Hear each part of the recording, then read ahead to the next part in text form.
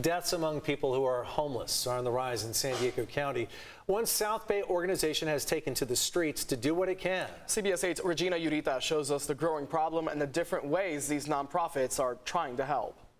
As the number of deaths among homeless people rises, a Chula Vista nonprofit organization, Community Through Hope, is hoping to prevent those numbers from increasing with a new street medicine program.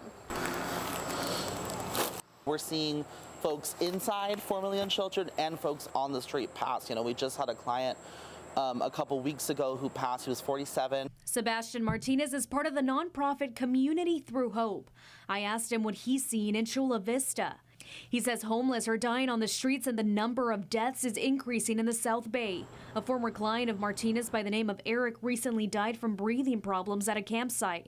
Eric's friend tried to save him but didn't know how. He later died on top of his own oxygen tank. Kind of like an asthmatic attack, and his community didn't know how to use his oxygen tank and resources, and I just kept thinking like there was better education.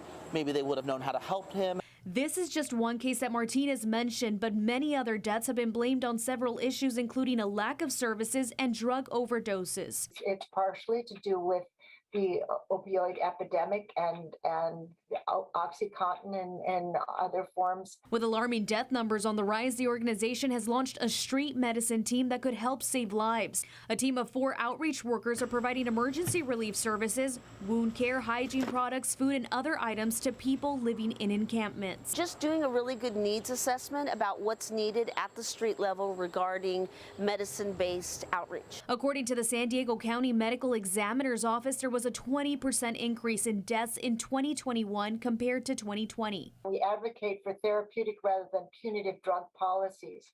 For the past 15 years, we've been promoting harm reduction strategies. Organizations who focus on treatment say access to Narcan, which is a critical medication to prevent people from overdosing, is what's needed. A lot of people kind of succumb to their long-lasting injuries of just being out on the street because there's not enough medical care, and again, the weather elements are getting people sick. A lot of the bathrooms here in the South Bay are still inaccessible to the public. Adding that more efforts on outreach programs instead of policing can improve the crisis. Regina Urita, CBS 8.